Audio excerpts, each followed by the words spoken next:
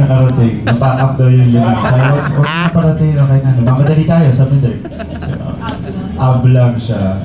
You know, actually wala ako naging preparation. Tapos, ano lang, binabantayan ko lang yung kain ko. At the same time, kung kapag on the set na gumawa, ganyan muna ako. On the set na, okay na din.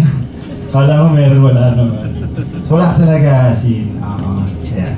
How long did it take for you, Joshua, to prepare yung parang, to mentally prepare yourself na, okay, kailangan ko mag-abs? More than yung abs, mas nag-prepare ako emotionally.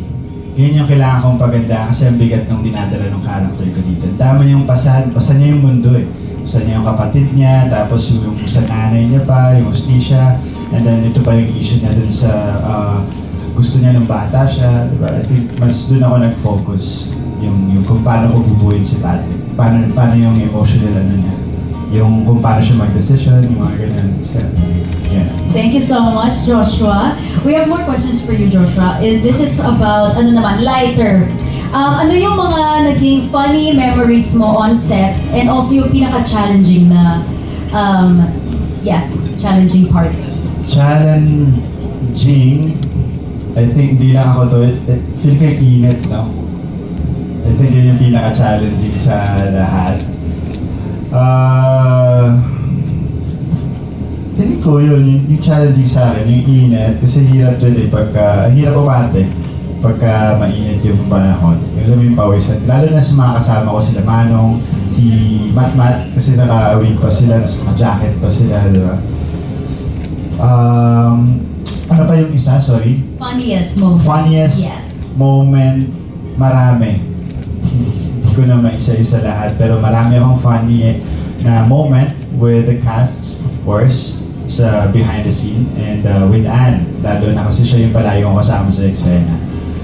Ayun. Ayan. Okay.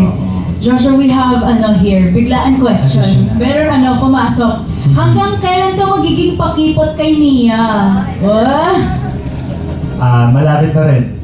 Kung napanood niyo yung last episode, parang may teaser na hinanap ko siya, no? Tama po ba? Ay, okay. So malapit na. Yung susunod na episode 15, ay unti-unti nang lumalambot yung character ko. Kapal ng mukha ko, no? Yes. Ang gwapo. Kaya sabi ko nung una, nung nag-press ko, sabi ko ang gwapo ko masyado dito kasi sa umpisa nga, parang hinahabol ako ni Mia. Pero may pinanggalingan naman yun, may dahilan yan kung bakit umiiwas yung character ko. Thank you so much, Thank Joshua. you. And thank you also for